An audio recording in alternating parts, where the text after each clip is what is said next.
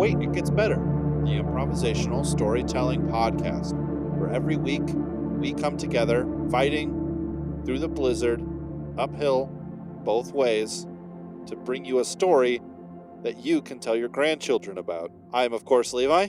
I'm Reed. And I'm Seth. And we are here to tell you a story. This is part 2. I'm just going to give a quick recap of what part 1 was about, the story elements we have, and then we're going to jump straight in. Sound good? Good. Yeah. All right. The economic system was a guild or union-based economic system. Most of the places and positions of power were found inside of joining or becoming part of an organization, essentially. From what I understand, Reed, I believe that's how you communicated that. Yep. Trade associations, Trade co-ops of all different yep. kinds. Yep. So in order to be anybody, you had to be part of a association in some way. The pantheon, which went really well with that, was that the sort of 1%ers, the top of these associations, were, if I understand it, Seth, correctly, were kind of deified a little bit. Yeah. And they had some certain power over people to control them or to trick them, and people would oftentimes see them.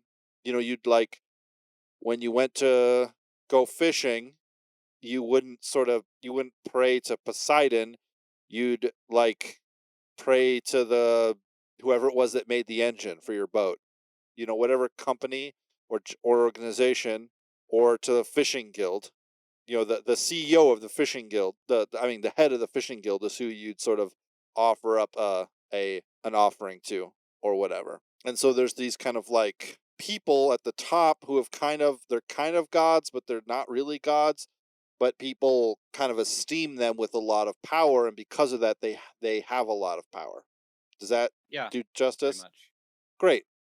And the author is what I came up with, is an old retired military guy, kind of like a Tom Clancy. He writes spy novels and things like that, and this is his last book ever. And the big part of that is that there's a lot of the sort of organization systems in the book are true and accurate as far as military rank goes. I was thinking about Tom Clancy, basically. I didn't say it last time, but that's basically who I was thinking. It's Tom Clancy. Tom Clancy's the author of this book. So in the story, there's a private military. In the story that we're writing, there's a private military group that has decided to sort of buck the authority of all the countries and the worlds in order to accomplish something. I think that's as far as we got. Did we get any farther than that? No. Great. So I had Wise Old Man. What did you have, Reed? Hero Sidekick. How about you, Seth? I had Antihero. Great. Who wants me to go first? I don't care. I think we all do. Okay. Reed, tell me a really Russian name. Sergei McRomanov. Sergei McRomanov. Okay. Our wise old man is Sergei McRomanov. He was a general during the Cold War, and right around the breaking up of the Soviet Union, he kind of saw, what do you call it? He saw it coming, right? Right. And in the general chaos, while a lot of his fellow generals and, other people sort of part of the military were sort of quickly scrambling to give themselves the absolute best position they could moving forward. He kind of did that, but he did not ever actually attain any of the wealth himself. He took care of the people below him, right? Making sure the people who needed to flee to different countries could flee to different countries, helping people sort of change their identities and, as people needed to leave. People who were problematic to rising powers in the former Soviet Union, he sort of took that, he helped them. There was a lot of people that he helped, including some key spies who he was never a spy. He had never turned code himself against the motherland, but he knew of a couple of people. And let's say he had turned a blind eye in some places in order to let key intelligence make its way out of the Soviet Union, right? Not ever being a spy himself, but understanding where the Soviet Union was going and the destruction that the potential destruction, he allowed for information to leave. Anyway, so when the music started to slow down and he began to think that things were going to go bad, he began a large scale shipping company, right? Um, and he packed up thousands of shipping containers filled with AK-47s drenched in cosmoline, and he would ship them to ports. And he has a little black book that he has in his that he carries with him at all times, and it is the location of specific ports that have a we'll keep it forever kind of policy. Yeah. Right? And so he did this for a couple of years, right? It was guns, a couple of helicopters disassembled, all in all, about 150 million, $250 million worth of small arms, medium arms, and then some no fighter planes, nothing like that, but enough stuff, right? And part of it was there was interest among his compatriots about sort of funding certain terrorist groups, about the creation of certain sort of insurgency groups, like whatever the Soviet Union was going to become. They'd still need people to fight this way and that way. And he was like, if I know where they are, then I will know where they are, and no one else will. It's kind of like how if I'm on an airplane, and this could be incredibly, you could say, "Wow, Levi, you're really, you have a huge ego for this." But if I'm on an airplane, and somehow the pilot and the co-pilot are incapacitated, and there's not another pilot on board, it's going to be me that's flying the plane. I'm not going to trust another person who doesn't know how to fly a plane to fly the plane, and that's kind of what Sergei decided. Was that he didn't want to trust someone else to have better judgment than him. Yeah. If I'm in the crapper, I'm not going to depend on, I'm not going to be, putting my arms down for somebody else to like climb out. I'm going to be the one climbing out. Yeah, and I'll help other people out as Well, well. sure, but once, But- yeah, But I need to be the one. he's not going to take the shit end of the stick. What's the do-it-yourself adage? Anyways, If Lead you want follower, done get right, out of the do way. it. yeah, if you want it done right, do it yourself. So since the fall of the Soviet Union, he fled the country, obviously, and now he operates mostly in Africa and in South America as places that you could sort of operate with mostly cash, And he doesn't sell guns. He's not an arms dealer, but he has all these arms. And he has all this information, right? But he also has lists of people that he is keeping in contact with, and he is sort of he's called the I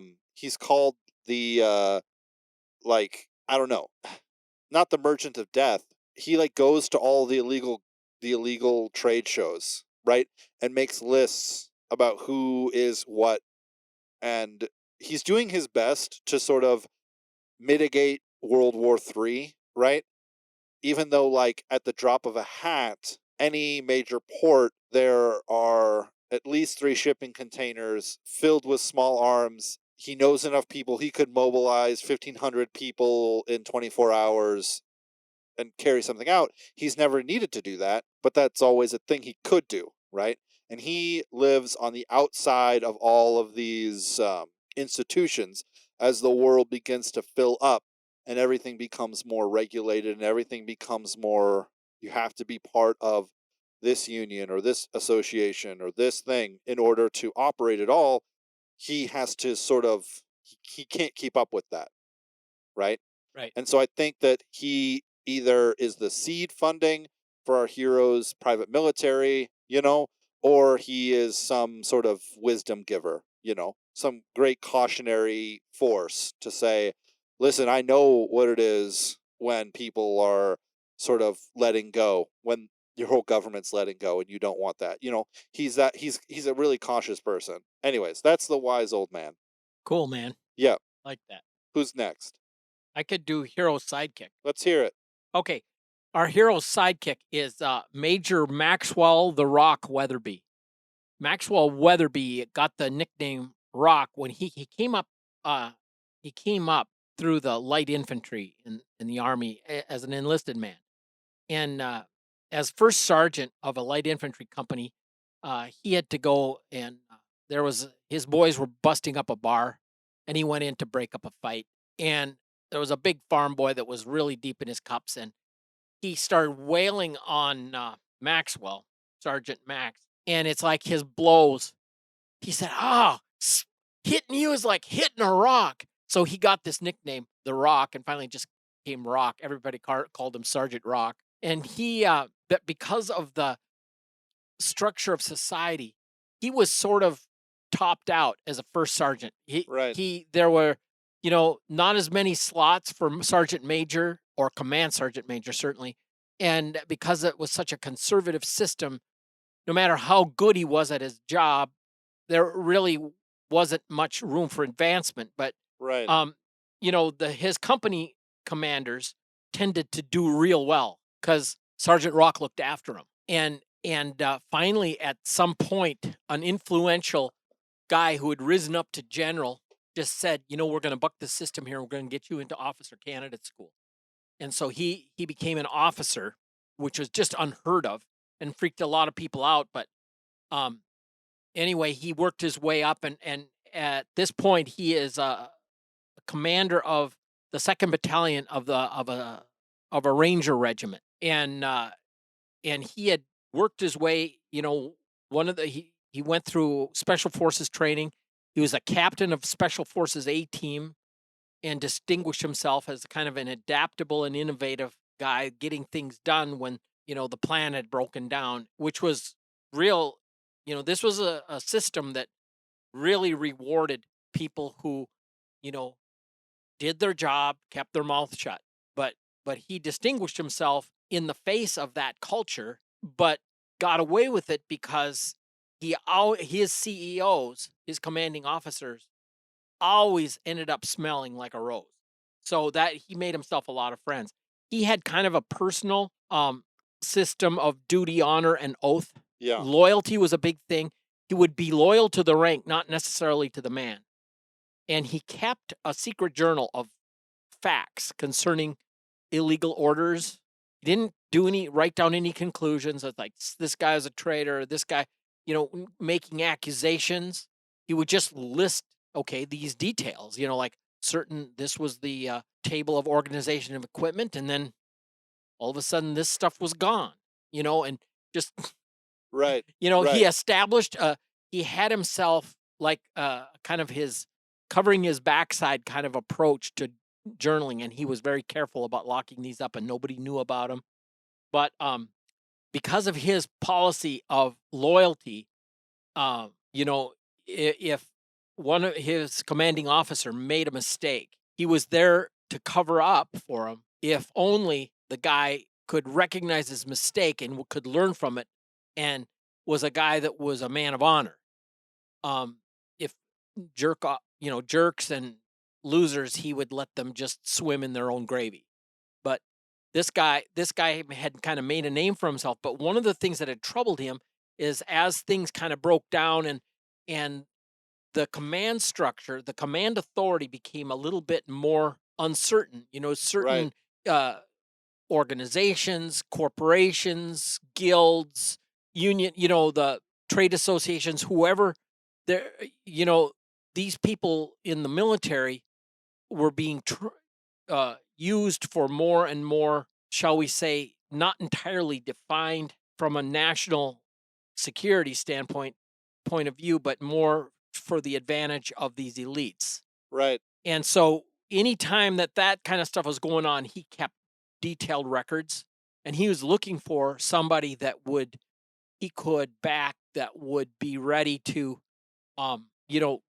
clean house, so to speak. And that's how he's a universally respected guy. He gets stuff done. and he's the Rock, and so he's in place to become our hero's sidekick. Gotcha. Seth? Yeah. Okay, so let's see. The anti-hero. Or some other world building thing you might have thought of. I'm trying to think about an established timeline for this, right?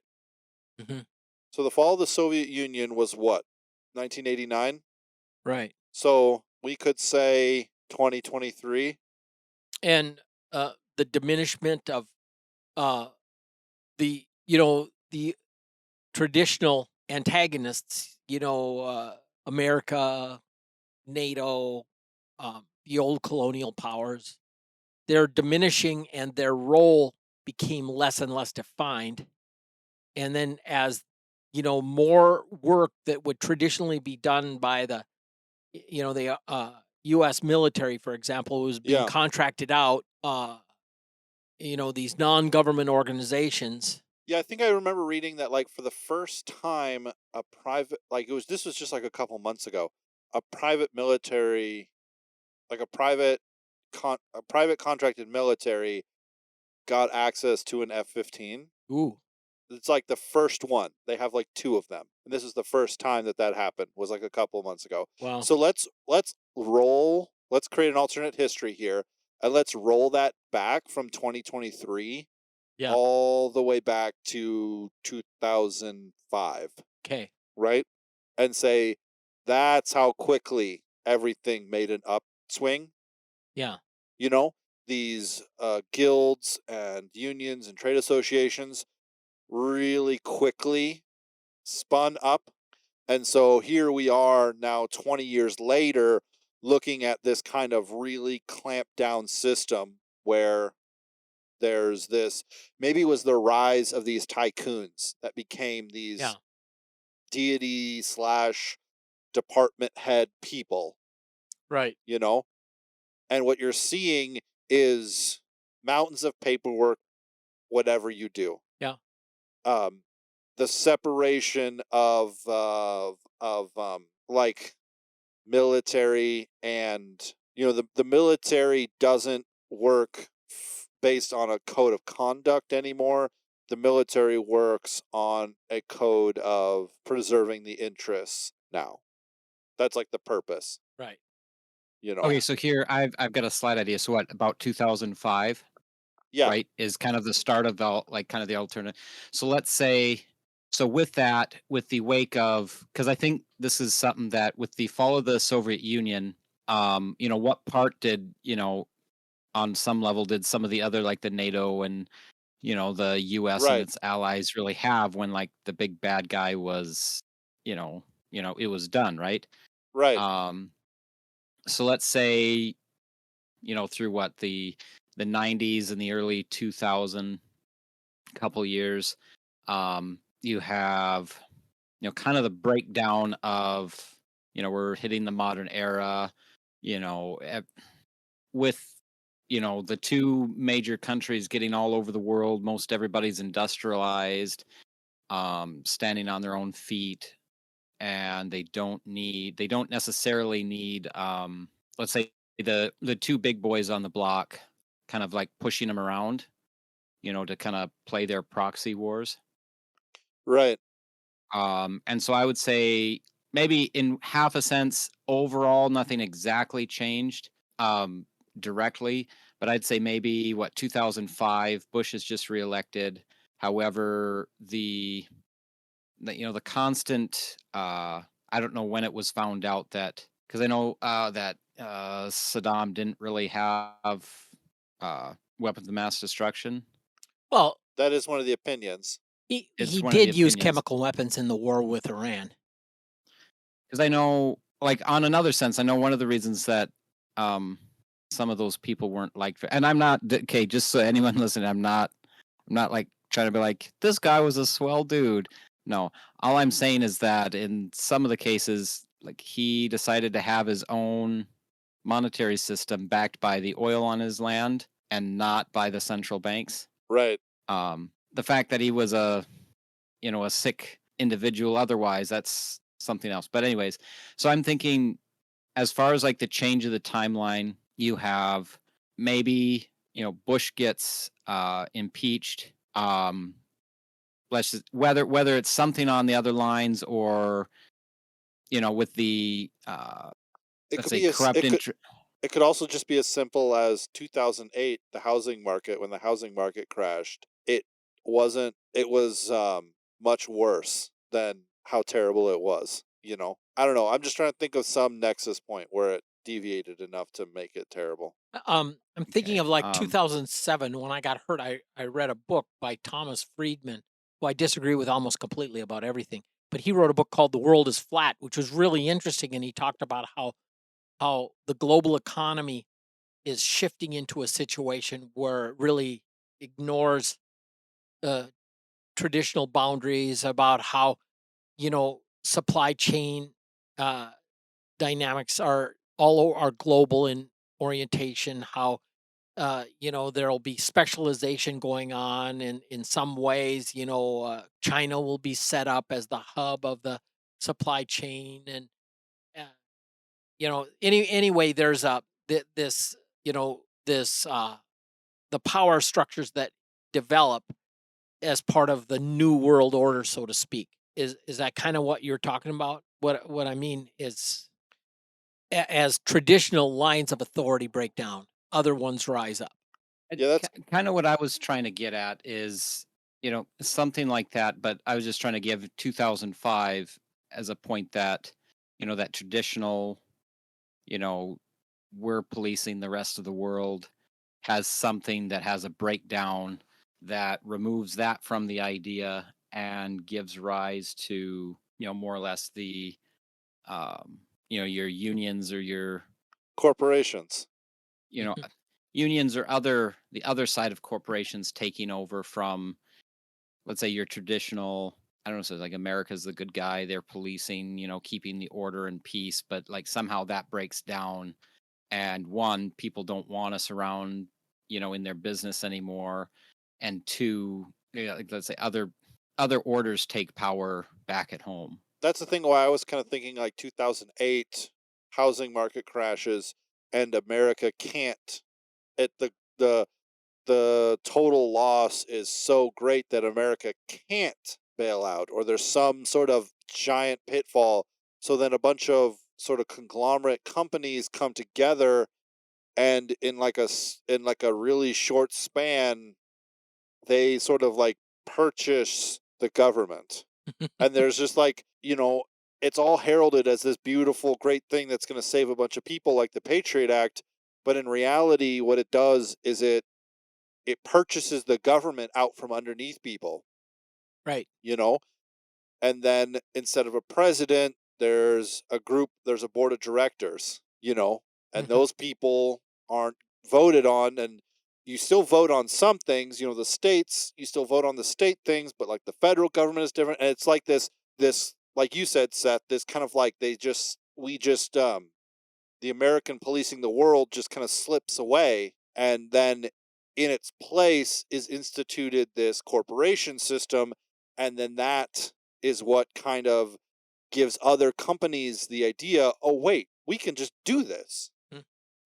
and Microsoft purchases a country in South America, and it's like all of a sudden countries there's this really great uh book called Snow Crash, and in it every single company is its own country, and so you have to have multiple passports in order to like travel on different roads, Yeah. um because if you walk into this pizza place, it's like technically Italy. But then if you walk across the street to Mr. Hong Kong's, it's like technically Hong Kong. And that sort of like fracturing divide happens, in any place you have a company and you have enough employees, all it takes is for a union to form, and they can essentially bring it to their knees, like what was about to happen with UPS, and then they reached a deal. Think about that if like all of the BlackRock private contractors in the Middle East said, "Hey, we're not going out doing any of the patrols or the securing or any of the work we're doing until all of us get $20 more an hour." Yeah. right? What would they do? They kind of have to. They'd have to do it, or they'd have to suffer the consequences. And so Yeah. you have this like this moment where these corporations were able to supersede the national prowess of the United States, and there's still the U.S. military still exists, you know, and the Constitution is, you know, but Washington D.C. is kind of like more of a museum town than it is now, Yeah. you know, and the senators turn into more of lobbyists who are trying to get things done for you, and you elect them to try and get things done for you instead of elect them to put them in places of power, you know. Yeah. This just kind of perverted system, and that would lead, I would think, to really great unrest in what's his name, Max the Rock, Yeah. and then in Sergey as well, you Yeah. know. I was thinking of Sergey, setting up a transport company basically to take over from, the outfits that go belly up Right, because they're based on assumptions that were true in the old order of things, right, but no longer work. right, And he has kept his hand in enough jars so that right. he can pick up the slack. And I want to say that Sergey isn't bad because he was a Soviet Union general. Oh no, he's a Russian. Right. And he Yeah, believes in the motherland, and they've been through a lot right. up until this point, this alternate history, you know. And because of that, I think that he has sort of found ways to make sure that his corporation is really, really, really secure. Like the ships they use are all the everything's only printed in Russian, and so he can only hire Russian people, and that's just really sad. He'd love to hire more people and diversify. He just can't because everything's in Russian, and so sorry, you know, and that's just kind of how it is. But because of that, he's able to keep a hold on everything and not let the company sort of turn against him, you know, because the temptation, you know, to take over a couple of his ships and then make your own shipping company is really high, you know, because what are the rules? The rules are succeed in business. What are the rules but to enrich your shareholders? Yeah. You know, and if your country has shareholders like a company does, then you can break the rules really easily, you know, especially if you deal with going through international waters where there are no rules. Oh, Seth, what's your anti-hero? All I right. mean, So who is your who? anti-hero? Um. So his name is let's see here. Uh, Yodfrey Briggs, and he is Is he kind of German? I don't know. Is he? He could be. That Briggs. sounds kind of German. I don't know what German names are. Anyway, sorry, continue. Anyways, he was a kind of an illegitimate child of one of these 1%, people. So he has like some of the hereditary um power that they have. However, through um like an accident, him and his mother were presumed dead. But then he was, rescued and then raised by let's Wolves. say wolves in the Alps. No. Um, and so he was raised by some other family. And so, however, so he's kind of gone under the radar. But then, of course, growing up, because he does have some of it, like some of like the Jedi mind trick kind of stuff. Right, He's right. very good at convincing other people, going about unnoticed if there's something he really wants to be unnoticed. And I think I don't know what I want to throw him into, but he was raised in I don't want to say like strict, but a let's say good, say well-rounded religious home that brought him up with good straight morals, you know. Cool. And so because with some of that, because that's like one of the things, if someone has uh like powers, they very more like all the superhero movies, everyone's like, I've got powers, I should, do good. It's like, if you really think about it, most people probably would be like, wow, I can convince anyone to do anything I want, or like I can, use laser beam eyes. Like, Life Like of crime, here I come. life of crime would most likely be one of the first things that would cross most people's mind. Right, right, Um, but so, however, he was, kind of raised and directed in, kind of have a, good moral standing and direction in life. And so he never, went about abusing this, like little things like he could be, people would believe him, almost like politicians. Like that would, so they say all these things and everybody believes them every single time. And even though when you step back and you'd be kind of like, well, they've never done it, but then they say it again and you're like, yeah, yeah, yeah, they'll do it this right. time. Like Yeah, that would be an example of how this works. They can get up, like, again, these people that are at the top of these guilds, these unions, they're like the social elite. Everyone just kind of like eats everything they spit out. They can normally go about and do whatever they want, and no one, let's say, bats an eye. right, And so he kind of, let's say, has some of that, but like one of the things that he has is he can um, sense a lot of I don't know if like auras would be the right thing, but like so if someone's talking to him, he's like immune to other people trying to pull the wool over his eyes, but then he can also tell if someone is almost like a visual lie detector. cool. But anyway, so with all of this stuff, he has to, let's say, mainly be on the down low. He obviously kind of knows that like he doesn't want to be part of, all these different unions and stuff, and so he's lived most of his life. I'd say he's in his 50s now, but what he has done is he kind of, because he'd get found out if he, let's say, got into one of like a traditional guild or something like that, and so after a while, he started organizing, different things, down at the pier, the down and out, the people that, di- some of them, you just the rejects that couldn't get into, work or guilds, and he started organizing, not like a crime thing, but like an underground, some of, I guess you could say, black market in this Yeah, a day and new age of society. what's going, a new society, where then he Yeah, used his abilities to kind of help organize them. But again, he didn't want to start his own guild. But what he did then was basically act as like a liaison to protect all the other people underneath of him from being, say, manipulated by, other people coming in to, corral them into other places. And so throughout the years, he has used his kind of underground connections to procure, let's say, other kids like him, and then, bring them up and train them back into the same way to then start acting as like go betweens. So not necessarily inside of his organization, so that they, so that if, uh, McWendy's, came in and, right, is just going to basically harass, sent their people in to harass someone or convince all these people they needed to vacate an area or whatever it is. I don't know. right. No, right, Um, they could go and make a deal and anyone would agree with it.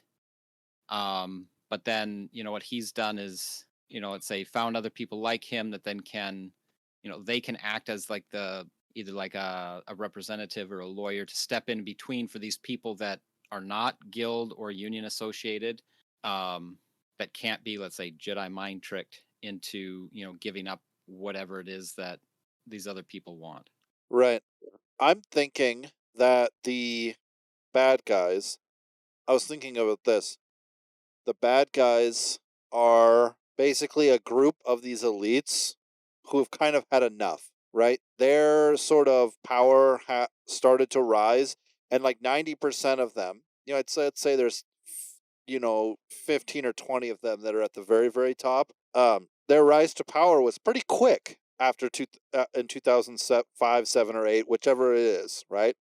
It was pretty quick, right? Stuff broke down, they kind of made it to the top by like 2010. And they had, like the best analysts, they had the best scientists, they had the best psychologists, and they basically said humanity is going to sort of submit to your ultimate rule, in, the psychologist would say, this many years. And that many years would pass, 3 years would pass. That wouldn't happen. They'd have the psychologist killed. Okay. Bring in an advertisement person, the advertisement guy. Trust me, you give me $100 trillion and I will get the entire world conformed underneath your set. That hasn't happened. Okay. Kill the advertisement guy. Bring in pirates. We'll scare everyone. They'll definitely join you in this many years.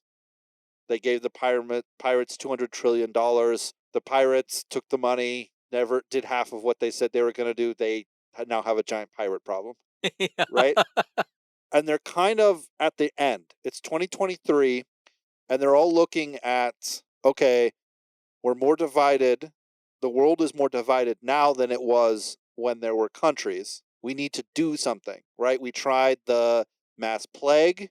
That didn't work. We tried starting another war. That kind of worked, but people keep segmenting off and trying to create new societies apart from us, and we need them to all unite under us. So now it's the Ark. That's the plan now, right?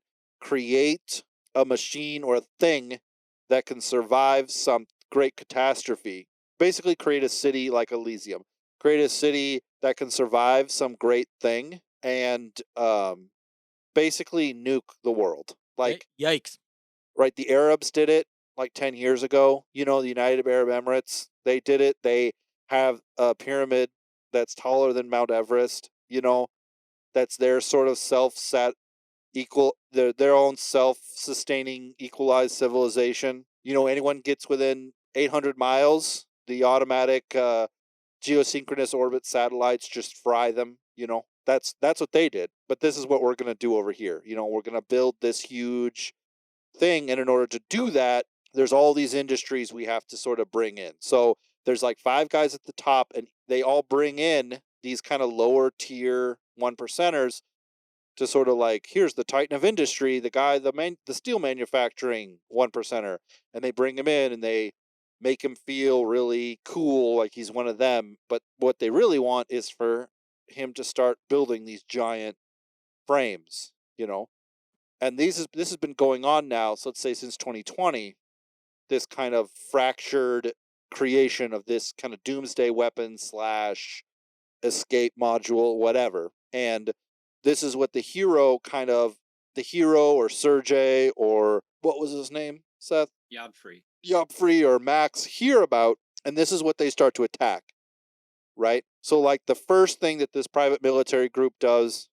is it finds all of this area where these minerals, a bunch of people are being displaced, and all these minerals are being stripped out of the ground, and they go there and they stop them. They just destroy a bunch of the people's harvesting equipment, right?